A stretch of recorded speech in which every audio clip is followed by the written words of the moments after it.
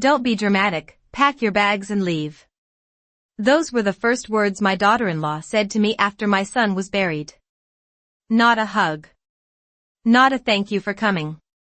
Just that sentence, spoken calmly in the doorway of the house my son once called home. I remember the sky that afternoon. Gray and quiet, the kind of late October day in Ohio where the air smells faintly like wet leaves and cold pavement. The funeral had ended barely an hour earlier. People had shaken my hand, offered soft condolences, and slowly driven away from the cemetery in their long lines of cars. I had stood there until the last bit of dirt was placed over Daniel's casket, my coat pulled tight around me while the wind moved through the rows of headstones. A mother never imagines she will outlive her child. And yet there I was, 70 yards from the road, watching the only son I had ever had disappear beneath the ground. By the time I reached the house Daniel had shared with Jessica, the sun was already starting to fade behind the trees. I still had the folded funeral program in my purse. His photo was on the front, Daniel at 36, smiling in the way he always did when he was trying to make me laugh. I stood on the porch for a moment before knocking. I told myself I needed to be strong. Jessica had lost her husband, after all. And my grandson Oliver had lost his father. I thought maybe we would sit together in the living room, drink tea, and talk about Daniel the way families do when they're grieving. Maybe we would share memories. Maybe Oliver would sit beside me on the couch the way he used to when he was little, his head resting against my arm. The house felt strangely quiet when Jessica opened the door. She didn't look like someone who had just buried her husband. Her black dress was perfectly pressed, her makeup untouched by tears. She glanced at my suitcase behind me, the small navy one I had packed that morning. Daniel had always told me I could stay with them whenever I needed to. And lately, after his illness, I had been helping more and more around the house. Cooking meals. Picking Oliver up from school 3 miles down the road. Keeping things steady when everything else felt uncertain. Jessica looked at me for a long moment before she spoke. There was no anger in her voice. No sadness either. Just something cold and flat that made the back of my neck prickle. Don't be dramatic, pack your bags and leave. At first I thought I had misheard her. The words hung in the air between us like something that didn't belong in the same world as fresh funeral flowers and folded flags. I blinked and looked past her shoulder into the hallway. The framed family photos were still there. Daniel teaching Oliver how to ride a bike in the driveway. The Christmas picture from 2 years ago when we had all stood together beside a tree that barely fit in the living room. For a moment I said nothing. I simply held the handle of my suitcase and tried to understand what had just happened. The woman standing in front of me wasn't the Jessica I remembered from Daniel's wedding day 15 years earlier. Back then she had smiled warmly, squeezed my hands, and thanked me for welcoming her into the family. Now her eyes moved over me like I was someone she barely recognized. You heard me, she said quietly. This isn't your house. I felt the wind push gently against my back from the open porch. Somewhere down the street a car door slammed. And in that moment, standing in the doorway of the home my son had built his life in, I realized something that chilled me far more than the October air. Jessica hadn't just decided this today. This had been waiting. Waiting quietly behind polite smiles and family dinners and birthday candles. Waiting for the moment Daniel was gone. Jessica did not raise her voice after that. She simply stepped aside from the doorway as if the conversation had already ended. I stood there for a few seconds longer, holding the handle of my small navy suitcase, feeling the quiet settle around us like dust after something fragile had been dropped. The house smelled faintly of the lilies people had sent for the funeral. I could see 3 large arrangements on the dining room table. White ribbons. Sympathy cards. The kind of things people send when they do not know what else to say. Somewhere upstairs, a floorboard creaked softly. I wondered if Oliver was in his room. He was 9 years old. Too young to understand the strange silence that follows a funeral. Too young to know how quickly adults can change when grief mixes with money and fear. I looked back at Jessica. She had already turned away from me and was walking toward the kitchen, her heels tapping lightly against the hardwood floor Daniel had installed himself 6 years ago. I remembered the day he called me, excited about finishing that floor. He had measured every plank twice before cutting it. That was Daniel. Careful. Patient. The kind of man who believed that if you built something with enough love it would last forever. I stepped inside slowly. Not because Jessica had invited me, but because my feet moved out of habit. I had walked through that front door hundreds of times before. I set my suitcase beside the coat rack and glanced toward the staircase. For a moment I thought about calling Oliver's name. But something stopped me. The house felt different now. Not angry. Just cold. Like a place that had quietly decided it no longer recognized me. Jessica stood by the kitchen counter scrolling through her phone. Her expression was calm, almost bored. She did not look up when she spoke again. She said that the guest room would no longer be available and that she needed the house to herself and Oliver. Her tone sounded practical, the way someone might explain a change in dinner plans. I watched her for a moment, trying to find some trace of the woman who had once asked me for my apple pie recipe on Thanksgiving morning. That woman had laughed easily. She had called me Mom during the first few years of their marriage. But standing there in the quiet kitchen, she looked like a stranger wearing Jessica's face. I finally asked her where Oliver was. She said he was upstairs finishing homework. The answer was quick and flat, as if the conversation had already moved beyond that question. I nodded slowly. Part of me wanted to climb those stairs and hold my grandson for a few minutes before leaving. Another part of me sensed that Jessica would not allow it. There was a strange finality in the way she stood there with her arms folded, leaning lightly against the counter. I walked toward the living room instead. The couch was still covered with the same gray blanket Oliver liked to curl up under during movie nights. A remote control rested on the coffee table beside a half-empty glass of orange juice. Ordinary things. The kind of quiet details that make a house feel alive. But as I looked around, a memory drifted through my mind with a clarity that surprised me. 2 years earlier Daniel had called me late one evening. His voice had sounded tired, the way it often did after long days at work. He had asked me if I could come over the following weekend to help watch Oliver while he handled some paperwork. I remembered asking him what kind of paperwork. There had been a pause on the phone before he answered. He said it was just financial documents. Something he wanted to organize. At the time I had not thought much about it. Daniel had always been responsible with money. But standing there in the quiet living room, with Jessica's words still echoing in my ears, that memory felt different. It felt heavier. As if a puzzle piece had quietly shifted into place. I turned back toward the hallway where Jessica stood. She looked up from her phone just long enough to meet my eyes. There was no sadness there. Only impatience. And in that moment I realized something else Daniel had once told me. Something I had brushed aside because I trusted the people he loved. He had said, very quietly, that sometimes the truth in a family does not appear until the one person holding it together is gone. I picked up my suitcase again after that and walked back toward the front door. Jessica did not try to stop me. She did not even look up when I passed the kitchen. The only sound in the house was the faint hum of the refrigerator and the quiet tapping of her fingers against the screen of her phone. I paused for a moment near the staircase and looked up toward the second-floor hallway. Daniel had painted that hallway himself the summer Oliver turned 5. I remembered standing there with him while he balanced carefully on a small aluminum ladder, a paint roller in one hand and a cup of coffee in the other. He had laughed when a drop of gray paint landed on the carpet.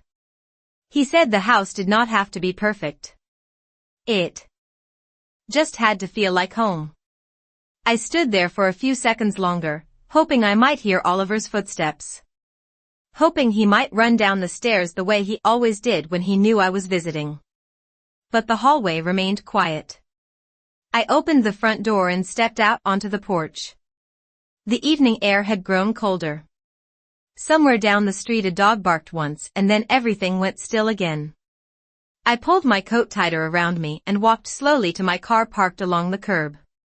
It was the same car Daniel had helped me buy 3 years earlier after my old sedan finally stopped running.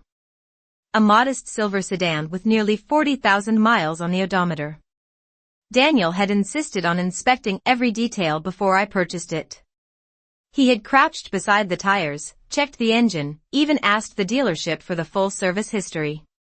That was the kind of son he was. Careful. Thoughtful. Protective. As I placed my suitcase in the trunk I noticed the porch light behind me turn off. Jessica had already gone back inside. The door closed with a soft click that sounded far louder than it should have in the quiet neighborhood. I sat in the driver's seat for a moment before starting the engine. My hands rested on the steering wheel but I did not move. I simply looked through the windshield at the house Daniel had once filled with laughter. The curtains in the living room window shifted slightly as the heater turned on inside. A small movement. Ordinary. And yet something about it made a memory surface with unusual clarity. It was a Saturday morning almost 2 years earlier. Daniel and I had been sitting at the kitchen table drinking coffee while Oliver played with a set of building blocks on the floor. Jessica had taken Oliver to a birthday party later that afternoon and the house had been unusually quiet. Daniel had leaned forward in his chair and rubbed his forehead the way he sometimes did when he was thinking carefully about something.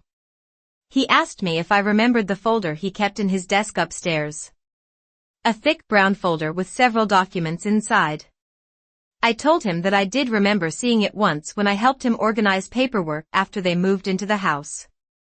Daniel had nodded slowly and said that if anything unexpected ever happened to him I should make sure that folder stayed safe. At the time I had laughed softly and told him not to talk like that. Daniel had always been healthy. Strong. The kind of man who jogged 3 miles before breakfast and still had energy left to coach Oliver's little league team on weekends. He had smiled then and told me he was simply being practical. Responsible. The way a father should be. Sitting in my car now, with the engine still silent and the evening sky growing darker above the rooftops, that memory felt different. It no longer sounded like a casual remark. It sounded like a warning I had not understood when it mattered most. I turned the key in the ignition and the engine started with a low steady hum. For a moment I considered driving away immediately. But instead I remained parked there, looking once more at the quiet house Daniel had built for his family. And as the headlights illuminated the empty street ahead of me, a quiet thought settled into my mind with the weight of something long overdue. If Daniel had asked me to protect that folder, then perhaps there was a reason he had never explained. I did not drive far that evening. The road outside Daniel's neighborhood stretched quietly beneath the fading light, and the headlights of my car moved slowly across familiar streets I had driven for more than 15 years. Houses passed by one after another. Front lawns trimmed neatly. Porch lights glowing softly as families settled inside for dinner. Everything looked ordinary, but my mind felt unusually clear, the way it sometimes does when a long-ignored thought finally rises to the surface. Daniel's words about that folder would not leave me alone. I remembered the exact way he had said it that morning at the kitchen table. Not dramatic. Not fearful. Just careful. As if he were placing a small piece on a chessboard and hoping someone would understand the move later. After 10 minutes of driving I turned into the parking lot of a small grocery store that was already closing for the night. The large sign above the entrance buzzed faintly as the last customers carried their bags out to their cars. I parked beneath a tall light pole and turned off the engine. The quiet inside the car wrapped around me again. I sat there for a long moment with my hands folded in my lap. When people imagine grief they often picture tears or loud sadness. But what I felt in that moment was something quieter. Something colder. It was the slow understanding that the story I had believed about my son's life might not have been the whole truth. I reached into my purse and unfolded the funeral program once more. Daniel's photograph looked back at me with that familiar patient smile. 36 years old. Too young for a line of cars to follow him to a cemetery. Too young for his son to grow up without hearing his voice in the house. I traced the edge of the paper gently before placing it back in my purse. Then I looked at the clock on the dashboard. It was just past 6 in the evening. Jessica had told me to pack my bags and leave as if my presence in that house had never mattered. But Daniel had asked me to protect something. That memory did not feel like a coincidence anymore. It felt like a responsibility. I started the engine again and pulled back onto the road. My apartment was about 20 minutes away on the other side of town, a small 2-bedroom place on the second floor of a quiet brick building. I had moved there after my husband passed away 5 years earlier. It was simple but comfortable. A place where the walls held more photographs than furniture. When I finally pulled into the parking lot, the sky had turned completely dark. I carried my suitcase up the narrow staircase and unlocked my door. The familiar smell of lavender cleaner greeted me as I stepped inside. Everything looked exactly as I had left it that morning. The same lamp glowing beside the couch. The same framed pictures lined along the bookshelf. Daniel at age 10 holding a fishing pole beside a lake. Daniel in his graduation cap standing proudly between me and his father. I placed my suitcase near the door and walked slowly to the small desk in the corner of the living room where I kept my laptop and paperwork. For a moment I simply stood there, remembering another detail Daniel had mentioned during that conversation 2 years ago. He had said that the folder in his desk contained copies of important documents. Not just bills or insurance papers. Something else. Something he wanted organized in case he could not finish it himself. At the time I had assumed he meant ordinary legal forms. The kind every responsible adult eventually prepares. But tonight that explanation felt too simple. I sat down in the chair beside the desk and turned on the small lamp above it. The soft yellow light spread across the wooden surface. Outside my window a car drove past slowly and disappeared around the corner. The world continued quietly as it always did. Yet in that small room a decision had already begun to take shape in my mind. Tomorrow morning I would return to Daniel's house. Not to argue with Jessica. Not to beg for anything that once belonged to me. I would go back for one reason only. Daniel had asked me to keep that folder safe. And for the first time since the funeral ended, I understood that whatever waited inside it might explain why Jessica had been so eager to send me away. The next morning arrived quietly, the kind of pale gray morning that makes the world feel slower than usual. I woke before the alarm on my nightstand had the chance to ring. For a few seconds I lay there staring at the ceiling, trying to remember where I was. Then the events of the previous evening returned with a clarity that made sleep feel like something that belonged to another life. My son had been buried. My daughter-in-law had told me to leave his house. And somewhere inside that house there was a folder Daniel had once asked me to protect. I sat up slowly and rested my feet on the floor. The wooden boards felt cool beneath my heels. In the kitchen I made a small pot of coffee the way I always did, measuring 2 careful scoops into the filter and waiting while the machine filled the quiet apartment with the warm smell of roasted beans. Outside the window the parking lot was still half empty. A thin layer of frost clung to the roofs of the parked cars, turning silver in the early morning light. I wrapped my hands around the mug and stood there for a moment, letting the heat settle into my fingers while I thought about what I needed to do. Returning to Daniel's house would not be simple. Jessica had made it clear the night before that I was no longer welcome.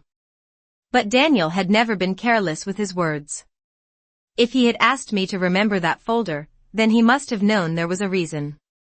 I finished my coffee, placed the mug in the sink, and put on my coat. The drive back across town took about 20 minutes, the same distance I had traveled the evening before. Morning traffic had already begun to fill the roads. School buses stopped every few blocks, their bright yellow lights blinking while children climbed aboard with backpacks slung over their shoulders. Watching them reminded me of the years when Daniel was Oliver's age. Every weekday morning I had driven him to elementary school in a small blue station wagon that rattled whenever it passed over railroad tracks. Daniel used to sit in the back seat asking endless questions about how engines worked and why the moon sometimes appeared in the daytime sky. He had always been curious about the world. That curiosity had followed him into adulthood. It had also made him careful about the people he trusted. When I turned onto the familiar street where his house stood, my grip tightened slightly on the steering wheel. The same maple trees lined the sidewalk, their branches nearly bare now that autumn was reaching its final weeks. Daniel's house appeared halfway down the block, quiet and unchanged. The curtains were drawn and the driveway was empty except for Jessica's car. I parked along the curb and stepped out into the cold air. For a moment I simply stood there looking at the house. Yesterday it had felt like a place that had suddenly closed its doors to me. Today it felt more like a question waiting to be answered. I walked up the short concrete path and knocked on the door. It took several seconds before Jessica opened it. She looked surprised to see me, though the expression disappeared quickly behind the same calm mask she had worn the night before. I told her I had come to collect a few personal items that I had left upstairs in the guest room. That part was true. My winter scarf and a pair of shoes were still there. Jessica studied my face for a moment as if deciding whether the request was worth arguing about. Finally she stepped aside without speaking. I walked inside slowly, the same familiar scent of lilies still lingering in the air. The staircase stood directly ahead of me. Each step creaked softly as I climbed toward the second floor. My heart was steady, but my thoughts moved carefully, like someone stepping across stones in a river. At the top of the stairs Daniel's study was just down the hallway to the right. The door stood slightly open. I paused outside it for a second before pushing it wider. The room looked exactly as he had left it. A desk near the window. A lamp. Stacks of neatly arranged papers. And inside the top drawer, if my memory was correct, there should have been a thick brown folder waiting quietly where Daniel had placed it 2 years ago. I stepped fully into Daniel's study and closed the door gently behind me. The room felt still, the way a place often does when the person who used it every day is suddenly gone. Sunlight filtered through the window beside the desk, casting a pale rectangle of light across the wooden surface.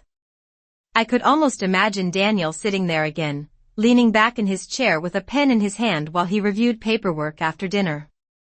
The desk itself was exactly the way he always kept it. Neat. Organized. A small framed photograph of Oliver sat near the lamp, showing him grinning widely with a missing front tooth and a baseball glove nearly as big as his arm. I reached forward and touched the edge of the frame for a moment before sliding open the top drawer. Inside were the ordinary things one would expect to find. A few pens. A stack of envelopes. A small notebook filled with Daniel's tidy handwriting. I moved them aside slowly until my fingers brushed against the corner of something thicker beneath them. A brown folder. Exactly where Daniel had said it would be. I lifted it carefully and placed it on the desk. For a moment I simply looked at it. The paper edges were slightly worn, as if it had been opened and closed many times. My name was written across the front in Daniel's handwriting. Just 2 words. For Mom. The sight of that simple note made my chest tighten in a quiet way I had not allowed myself to feel since the funeral. I sat down in Daniel's chair and opened the folder slowly. The first thing inside was a letter folded neatly in half. I recognized Daniel's handwriting immediately. The same steady script he had used since high school when he wrote me birthday cards every year without fail. I unfolded the paper and began to read. Daniel wrote that if I was reading the letter it meant something had happened sooner than he expected. He said he did not want me to worry, but there were things about the house and the family finances that he had started to question during the previous year. At first I thought I had misunderstood what he meant.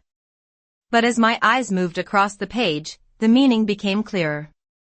Daniel explained that he had discovered several financial transfers that he had not authorized. Large ones. Money moving quietly from their joint accounts into separate investments that Jessica had opened in her own name. He wrote that when he first noticed the transactions he assumed there must be a reasonable explanation. Perhaps a misunderstanding with the bank. Perhaps paperwork he had forgotten signing. But the more he looked into it, the less sense it made. Daniel had begun gathering copies of statements and documents, placing them inside the folder in case he needed them later. Beneath the letter I could see those documents now. Bank statements. Account summaries. Even a printed email conversation between Jessica and a financial advisor whose name I did not recognize. I felt a strange stillness settle over me as I turned the pages one by one. The amounts were not small. Tens of thousands of dollars moved over several months. Some transfers were dated just weeks before Daniel became seriously ill. I placed the papers back into the folder and looked again at the letter in my hands. Daniel's final paragraph was written more carefully than the rest, as if he had paused to choose each word. He said that he loved his family and hoped he was wrong about what he suspected. But if something ever prevented him from resolving the situation himself, he wanted me to know the truth. Not to cause trouble. Not to punish anyone. Only to protect Oliver and make sure that the life Daniel had built for his son would remain secure. I sat there quietly for a long moment. After finishing the letter. Downstairs I could hear the faint sound of a cabinet closing in the kitchen. Jessica was still in the house, moving through her morning routine as if nothing unusual had happened. Slowly, I closed the folder again and rested my hands on top of it. Yesterday she had told me to pack my bags and leave. At the time I believed it was simply grief speaking through cold words. Now, holding the evidence Daniel had left behind, I began to understand that Jessica might have had another reason for wanting me gone. I remained seated in Daniel's chair for several minutes, holding the brown folder quietly in my hands. The room felt smaller now, as if the walls themselves had drawn closer after revealing what they had been keeping hidden. Outside the window the morning sun had climbed higher, illuminating the backyard where Daniel used to play catch with Oliver every Saturday afternoon. I could almost hear the faint echo of a baseball hitting a glove. Those afternoons had always seemed so ordinary at the time. But now they felt like pieces of a life that had been carefully built and quietly threatened at the same time. I placed the letter back inside the folder and slid the documents into place exactly as Daniel had arranged them. My movements were slow and deliberate. Not because I was afraid, but because I understood that what I held in my hands was no longer just a collection of papers. It was Daniel's final attempt to protect the future of his son. I closed the drawer again and stood up. The house was still quiet except for the soft sounds of movement downstairs. A cupboard opening. A glass placed on the counter. Jessica was still going about her morning as if everything were normal. For a moment I wondered how long she had been aware of what Daniel suspected. Whether she had known about the folder. Whether she had been hoping it would remain hidden forever inside that desk. I stepped out into the hallway and closed the study door behind me. The carpet muffled my footsteps as I walked toward the staircase. Halfway down I could see Jessica standing in the kitchen with her back turned, pouring coffee into a tall white mug. She did not notice me at first. The kitchen window cast a pale square of light across the counter, and the same funeral lilies still sat in a glass vase nearby, their petals beginning to curl at the edges. When she finally turned and saw me standing there, her expression changed slightly. Not surprise. Something sharper. Something more watchful. I told her that I had found the few things I needed from upstairs. That part was true. The folder now rested inside my coat beneath my arm. She nodded once but did not smile. Instead she leaned against the counter and folded her arms, studying me with a look that felt more like calculation than grief. Then she said something that confirmed what had already begun forming in my mind. She said it would probably be best if I finished collecting anything else that belonged to me today. She explained that she planned to change the locks later in the afternoon. The words were delivered calmly, the way someone might describe a routine household task. But beneath that calm tone there was an unmistakable urgency. As if she wanted every remaining trace of Daniel's past removed from the house as quickly as possible. I nodded slowly and told her I understood. There was no reason to argue. Not anymore. She believed she had already pushed me out of the story. She believed the house and everything inside it now belonged entirely to her. But Daniel had left something behind that changed the balance completely. I walked toward the front door with steady steps and opened it. The cold air outside felt sharper than it had earlier that morning. As I reached the porch I heard Jessica's voice behind me once more.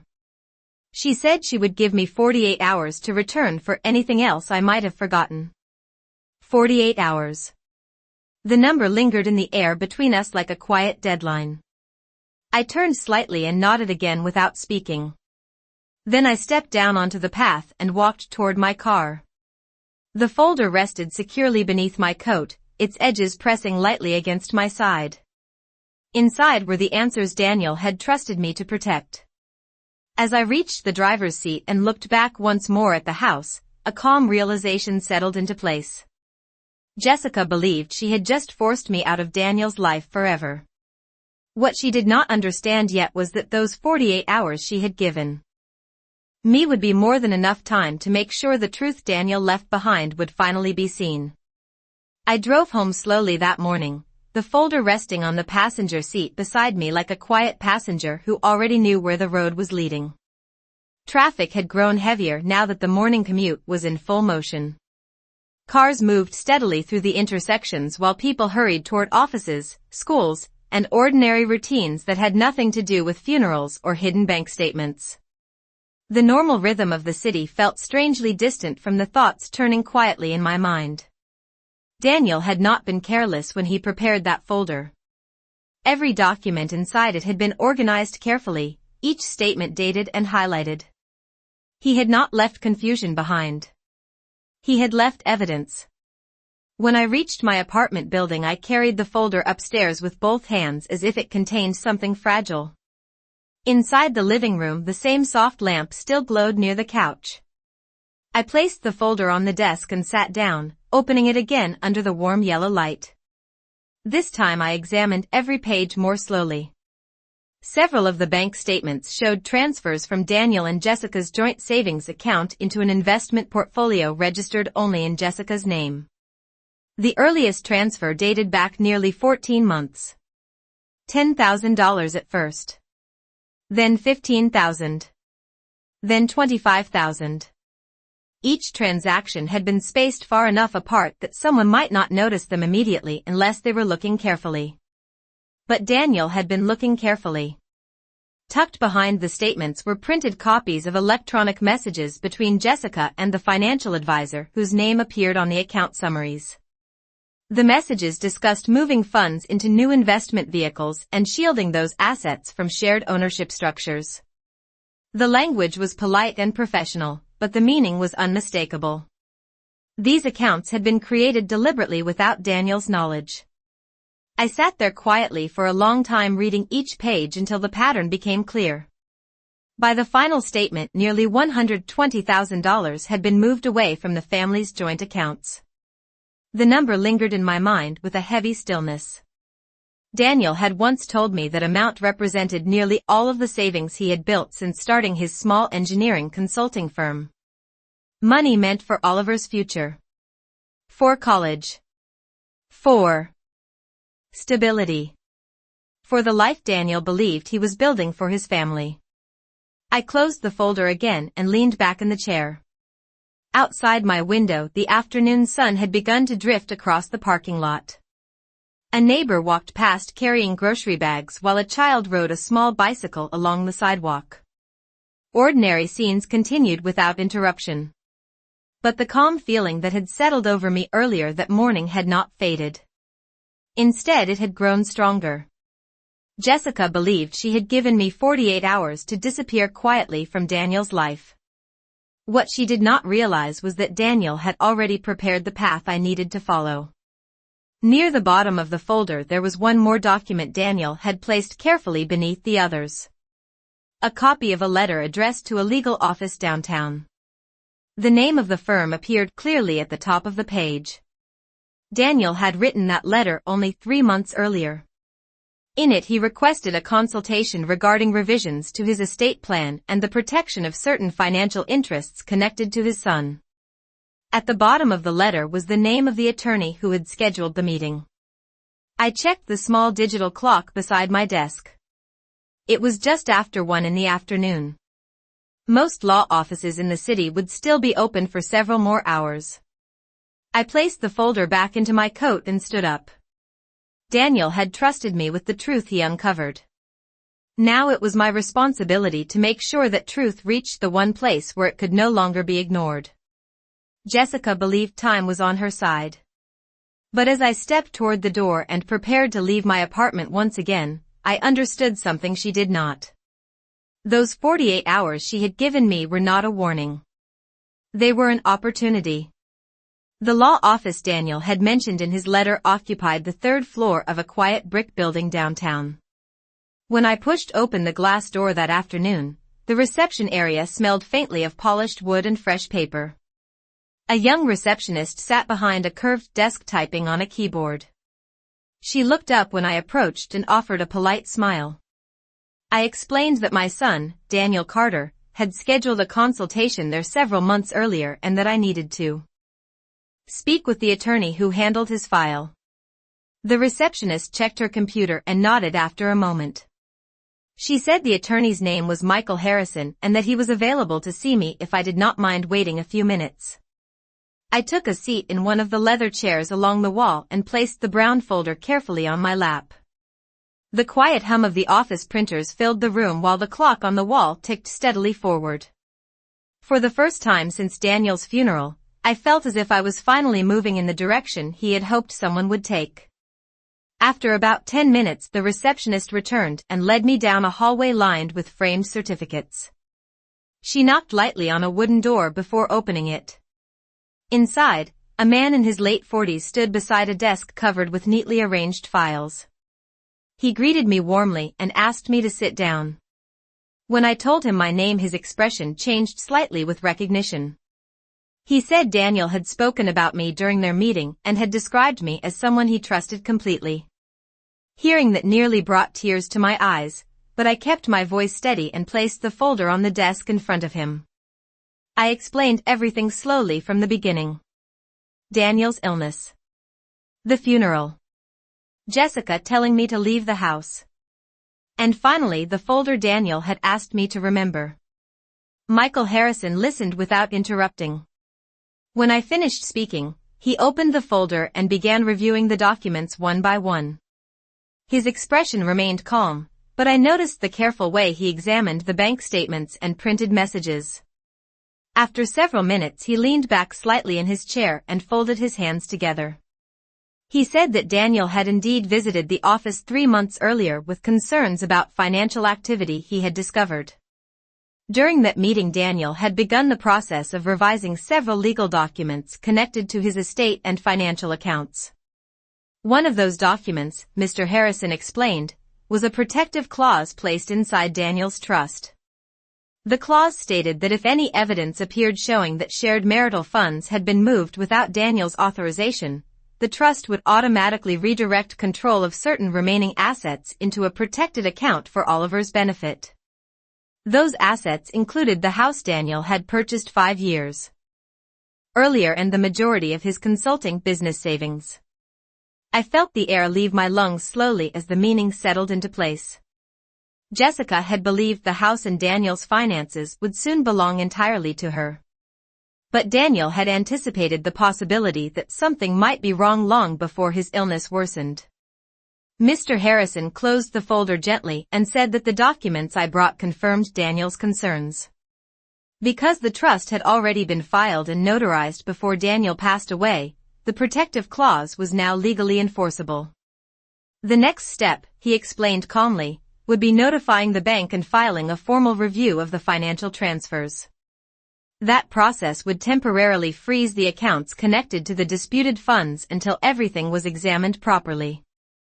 I sat there quietly while the reality of what Daniel had prepared finally became clear. Jessica had given me 48 hours to disappear from her life. Instead, within a single afternoon, Daniel's final plan had already begun moving forward. When I stood to leave the office, Mr. Harrison assured me that Oliver's future would be protected exactly the way Daniel intended. As I stepped back onto the city sidewalk and looked up at the quiet skyline above the street, I realized something with calm certainty. Jessica had believed the story ended the moment she told me to pack my bags and leave. But the truth Daniel left behind had only just begun to speak.